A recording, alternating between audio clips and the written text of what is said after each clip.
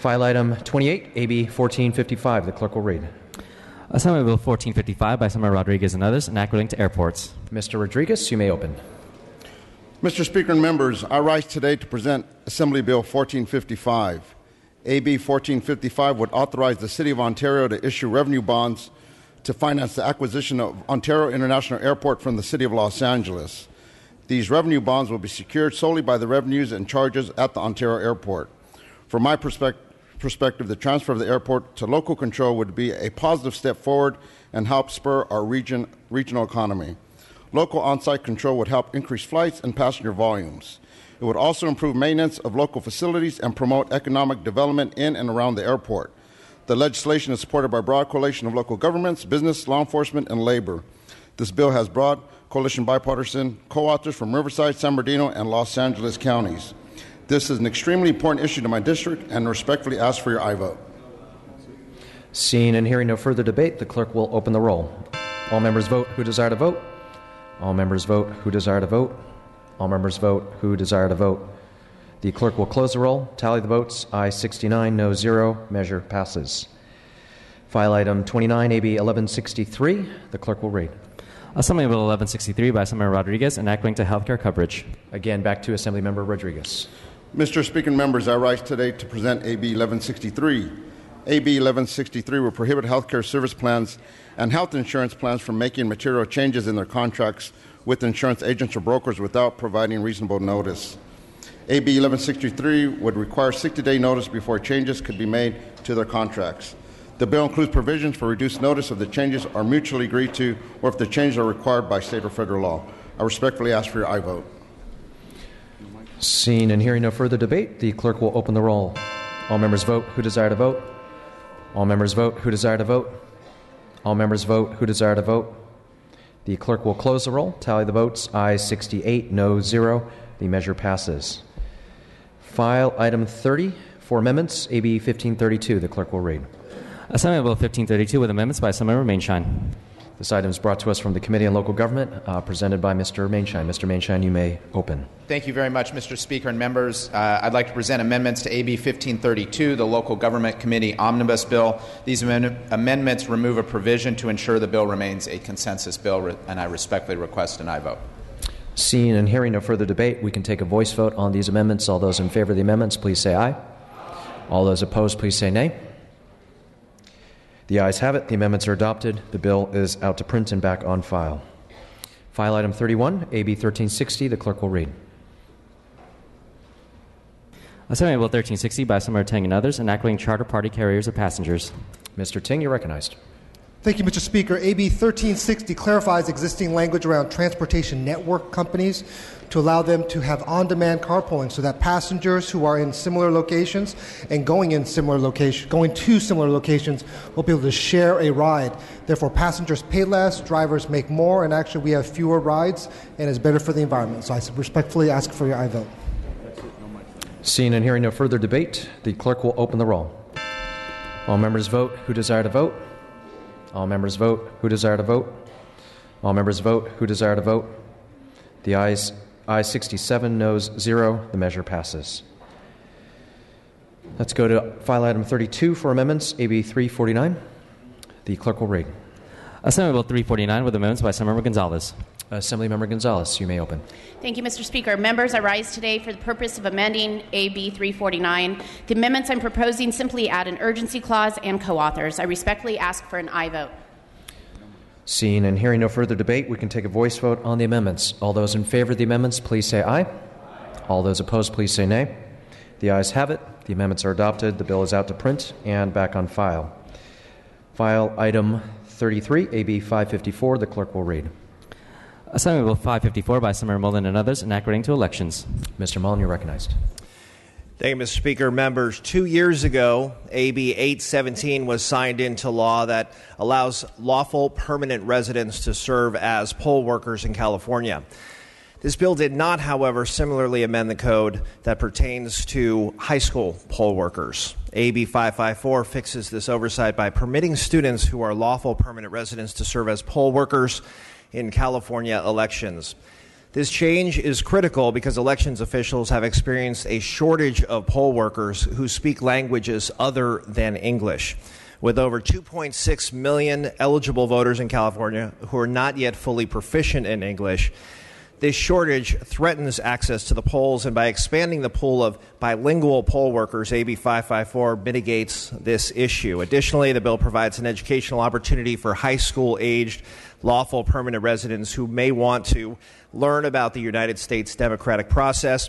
This opportunity is especially relevant for students as they are already learning about government in their civics classes.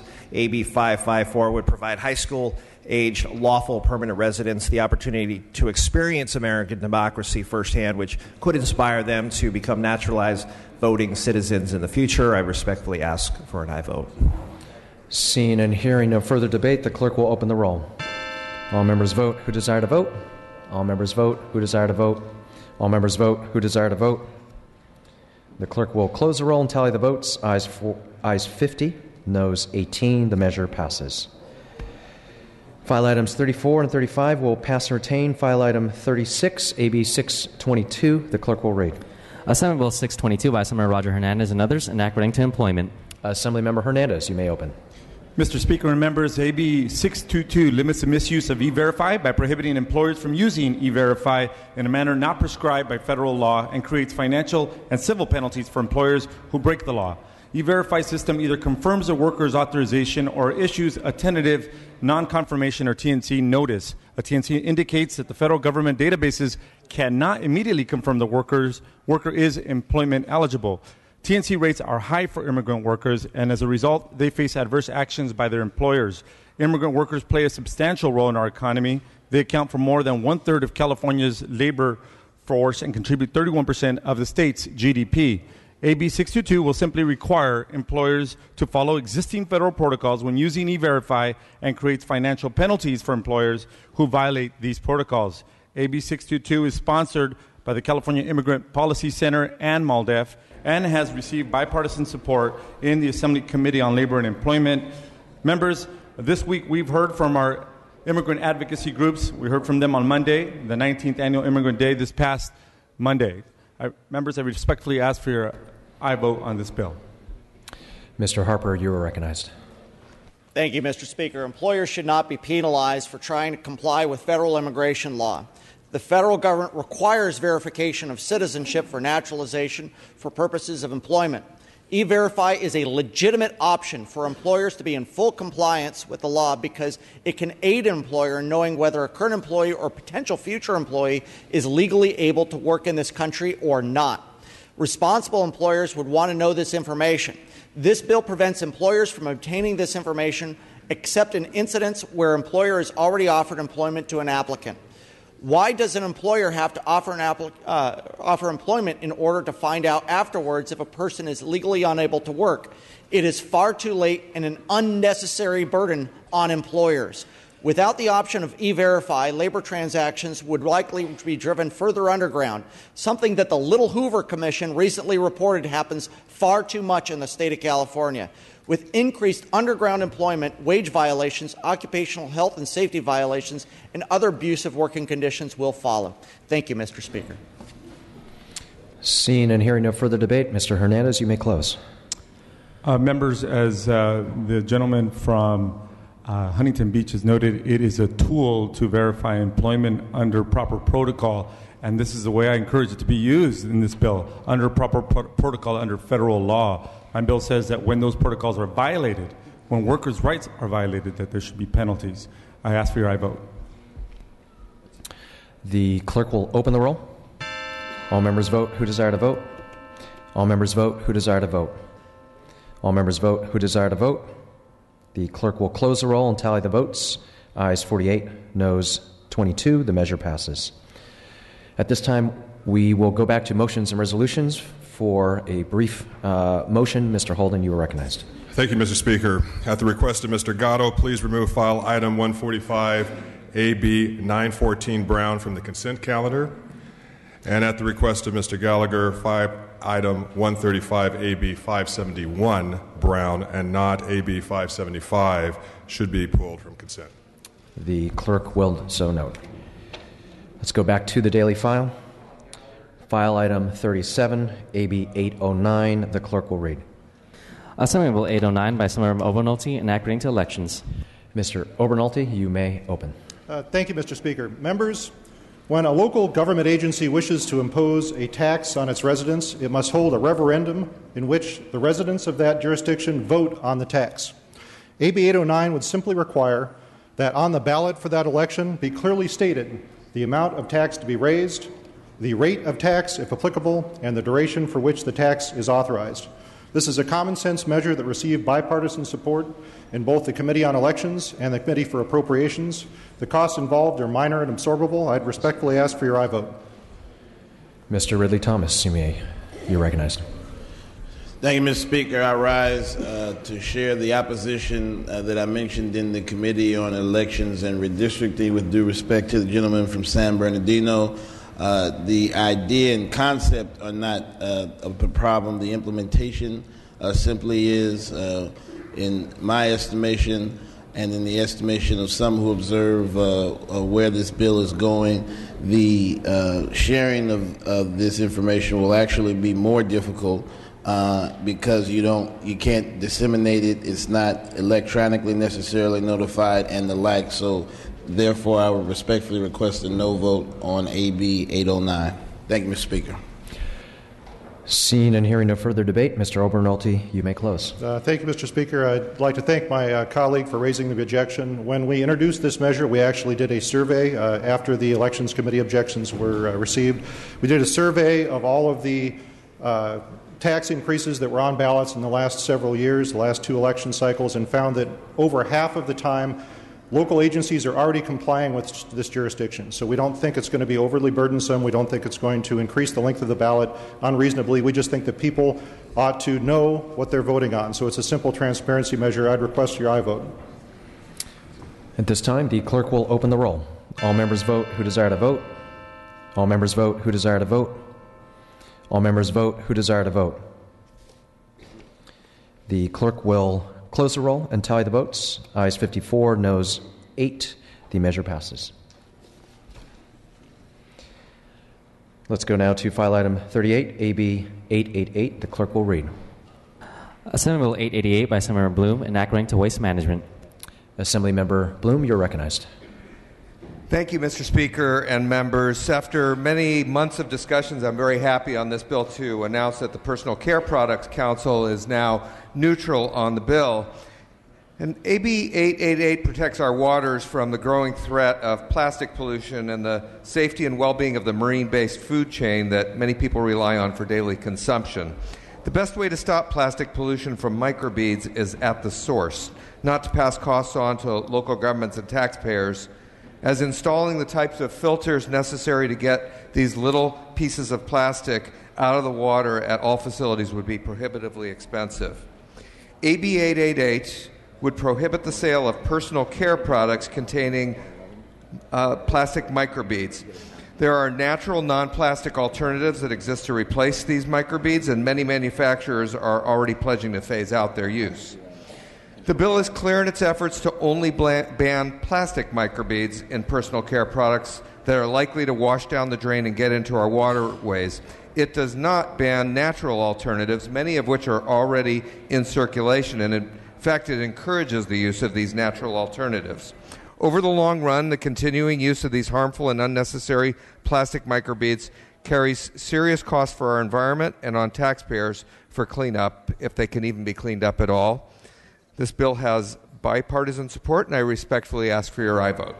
Mr. Gomez, you're recognized. Mr. Speaker and members, I rise in support of AB 888. I want to thank the author from Santa Monica for his diligence over the last several years, working with the opposition and really putting in the time and effort to get to a consensus. This is something that's already being done in other parts of the country and even being considered at the federal level. This is a logical next step, and the way he crafted it, it's not going to be overly burdensome on these employers and these producers. So I ask for an aye vote, and I congratulate the member from Santa Monica for his hard work.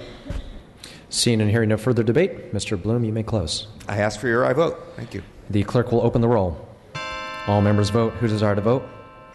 All members vote who desire to vote. All members vote who desire to vote. The clerk will close the roll and tally the votes. Ayes 58, noes 11. The measure passes.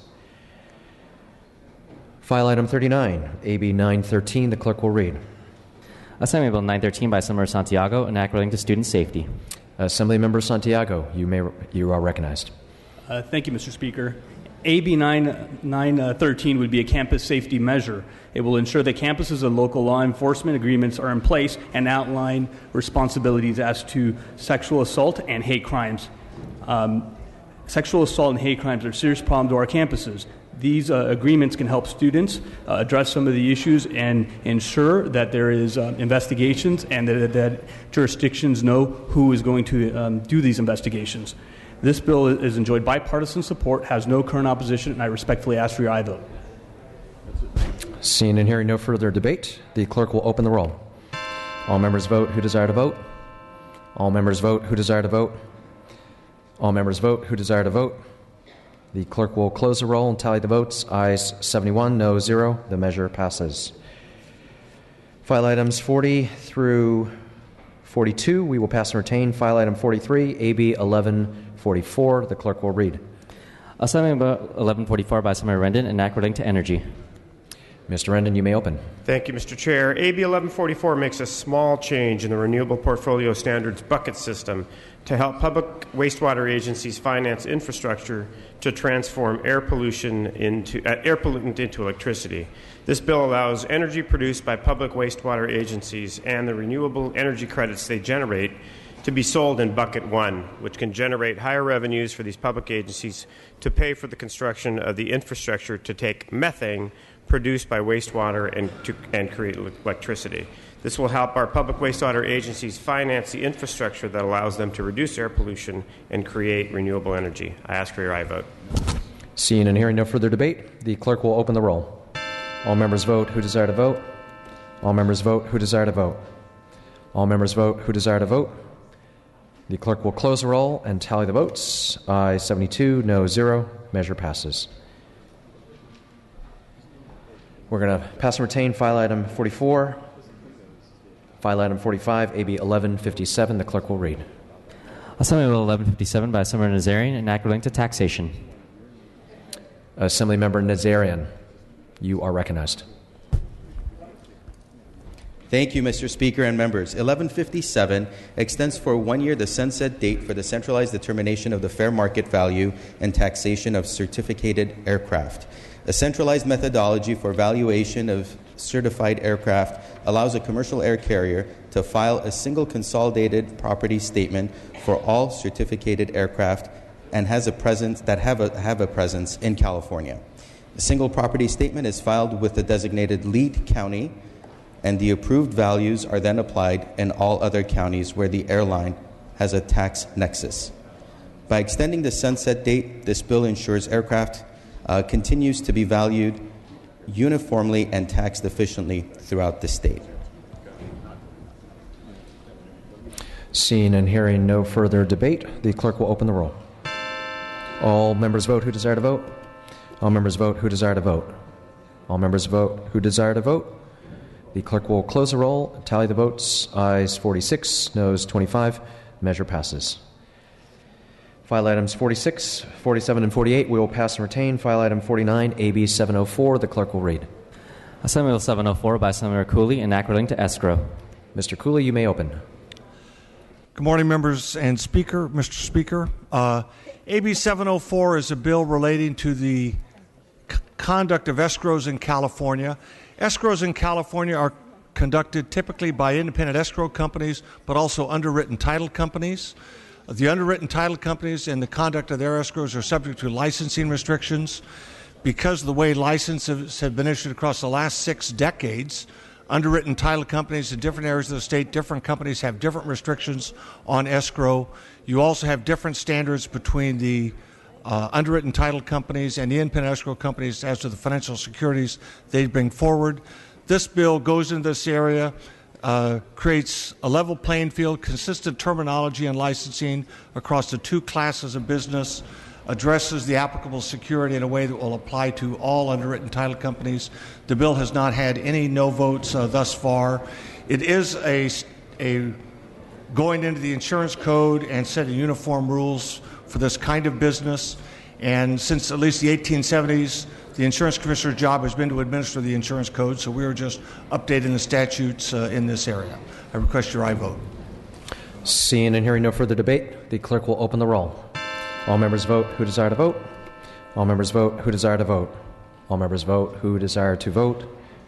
The clerk will close the roll and tally the votes. Ayes 73, no 0. The measure passes. File item 50, AB 835. The clerk will read. Assembly Bill 835 by Senator Gibson, an act relating to vehicular manslaughter. Mr. Gibson, you may open. Thank you very much, Mr. Speaker. AB 835 will ensure those who commit vehicle homicide and flee the scene of a fatality are held accountable for their crimes. By tolling or suspending the statute limitation so it does not begin to expire until the suspect is identified, AB 835 will give law enforcement 1 year period to file charges against those who commit this crime. In Los Angeles County alone, there is an average of 6,000 hit-and-run accidents that result in death or injuries each and every year. We need to give law enforcement the tools to prosecute these cases and provide justice for the families that have been shattered by this crime. This is a very difficult bill for me because many of you know that my son was killed at 3 years old by a hit-and-run motorist right in front of my wife. And even though this bill would not bring the individual back because California law is a 3-year statute of limitation, and if the lady was to walk into this floor right now and sit next to me, there's nothing anyone can do regarding this particular law. And so even though that it would not bring back or bring my son back to justice or the individual who did this, we hope that other families will be comforted by this situation, knowing that the person will be brought to justice when identified. This bill was sponsored by the Crime Victims United of California. It received unanimous support from the Public Safety and Appropriation Committee, and I will respectfully ask for an aye vote. Seeing and hearing no further debate, the clerk will open the roll. All members vote who desire to vote. All members vote who desire to vote. All members vote who desire to vote. The clerk will close the roll, tally the votes. Ayes 73, no 0. The measure passes. File item 51, ACR 64. The clerk will read. Assembly Concurrent Resolution 64 by Senator Santiago relative to Asthma Awareness Month. Mr. Santiago, you may open. Thank you, Mr. Speaker. ACR 64 designates May 2015 as Asthma Awareness Month. Asthma affects 3 million Californians and is responsible for approximately 400 deaths and 180,000 emergency department visits annually. It's important for every person with asthma to be diagnosed, to understand what they have, and to create the kind of environment and climate that allows them to move forward with a healthy life. This I know because I've been personally affected by asthma and have had challenges both throughout my academic, my professional, and personal life, and know that when you can get it under control, you can live a normal life and do the things you'd like to do. This resolution, again, would designate May 2015 as Asthma Awareness Month to increase the awareness and understanding about asthma. I respectfully ask for your aye vote and ask that the first roll call be open for co-authors. Seeing and hearing no further discussion, Mr. Santiago has asked the first roll call to be open for co-authors. The clerk will open the roll. Members, this is for co-authors. The clerk will close the roll. There are 71 co-authors added. Without objection, we can take a voice vote on this measure. All those in favor, please say aye. All those opposed, please say nay. The ayes have it. The resolution is adopted. Going to file item 52, AB 851. The clerk will read. Assembly Bill 851 by Senator Mays and others, an act relating to local government. Mr. Mays, you may open. Thank you, Mr. Speaker. Members, AB 851 will provide badly needed updates to the state's disincorporation statutes. As we all know, many cities in California are struggling financially, whether the cause was the recession, the end of redevelopment, or the loss of VLF revenues for newly incorporated cities, the problem remains that several cities may need to consider disincorporation. The current statutes are outdated. They lack a structure and process for orderly disincorporation. Further, some provisions in current law may violate Propositions 13 and Prop 218. The key issue is under current law, it's unclear who will be left holding the bag after a city disincorporates. This bill updates these statutes. It requires LAFCOs to prepare a comprehensive fiscal analysis to ensure that any debts or unfunded liabilities are dealt with prior to disincorporation. It also requires a plan for service to ensure that residents of the former city will continue to receive services. The idea is to plan out what happens after disincorporation before disincorporation. The city's voters will make the ultimate decision of whether to disincorporate, but we owe it to them to make sure they have all the facts available to them before they make that decision. This bill has no opposition. I'll respectfully request an aye vote. Mr. Jones, you are recognized. Thank you, Mr. Speaker. Question for the author. Without objection. Mr. Mays, is this your first bill presentation on the floor? Yes, sir. I don't know, on my own time, Mr. Speaker, I don't know what you've got against cities and why you want to disincorporate them when they've worked so hard to become incorporated. But I read in the language that this is going to reform the Cortese-Knox-Hertzberg Government Reorganization Act of 2000. Question for the author, Mr. Speaker. Without objection. Have you gotten Senator Hertzberg's permission to reform his act? Well, I'm not sure it's required, sir, but I have actually had a conversation with the fine senator, and because of his wisdom in these sorts of issues, although I did not yet get him as a co-author, I did have lots of conversation, and I think that he's looking at this bill. On my own time, Mr. Speaker, well, I haven't received a letter from Mr. Hertzberg giving his approval or permission for a freshman Republican to reform his act. So I may just lay off on this bill. I'm not 100% sure. I'll listen to the close and maybe it'll persuade me. Mr. Linder, you are recognized.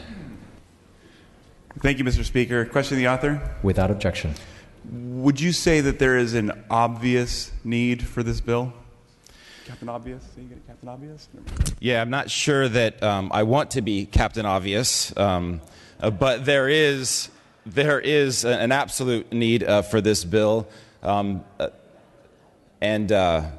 have done an incredible amount of work dealing with all the stakeholders to make sure that we've gone over each of the several issues. All the stakeholders are currently in support. Mr. Wilk, you are recognized. Thank you, Mr. Speaker. Question to the author. Without objection. I have been to your district, and I noticed it has a lot of tattoo parlors, massage parlors, and gun shops. And how does this bill affect those industries? No effect at all. And with that, seeing and hearing no further debate, Mr. Mays, you may close. I respectfully ask for your aye vote. The clerk will open the roll. All members vote who desire to vote. All members vote who desire to vote. All members vote who desire to vote. The clerk will close the roll, tally the votes, ayes 73, no 0. The measure passes. File item 53, AB 568. The clerk will read. Assignment Bill 568 by Senator Dodd, enacting to reclamation districts. Mr. Dodd, you're recognized for your opening. Mr. Speaker and members, AB 568 is a bill granting Reclamation District number 108 the authority to provide, generate, and deliver electric power and to construct any works of improvement necessary for the generation of electric power. RD 108 is located along the western edge of the Sacramento River in my district and delivers water to nearly 48,000 acres of farmland within southern Colusa County and northern Yolo County. Energy is a significant operating expense for RD 108. Water and recycled water enters and leaves the district through a number of pumping facilities. Potential future water storage facilities in the vicinity of RD 108 present opportunities for the district to deliver power from low-cost, clean hydroelectric generation. Generation of hydroelectric power benefits the environment as well as RD 108 customers. In addition to authorizing RD 108 to generate hydroelectric power, the bill would also allow sale of that electricity to a public utility, but prohibit RD 108 from selling the power to any retail customers. There is nothing in AB 568, and nothing about granting RD 108 the authority to construct a hydroelectric facility that bears upon the state and federal decision to fund construction of any particular water storage facility. AB 568 simply provides authority to develop clean and cost-effective hydroelectric power should that resource become available in the future, which helps agricultural interests in my district as well as the environment. I ask for your aye vote. Mr. Gallagher, you're recognized. Mr. Speaker, members, I rise in support of my colleague's bill. This is an important component to our water district and both of our respective districts, and just gives them the same authority and power to operate hydroelectric power projects as many other irrigation districts do throughout this state. So thank the author for bringing it forward and ask for your aye vote. Seeing and hearing no further debate, Mr. Dodd, you may close. I respectfully ask for your aye vote. The clerk will open the roll. All members vote who desire to vote. All members vote who desire to vote. All members vote who desire to vote. The clerk will close the roll, tally the votes. Ayes 72, no 0. The measure passes.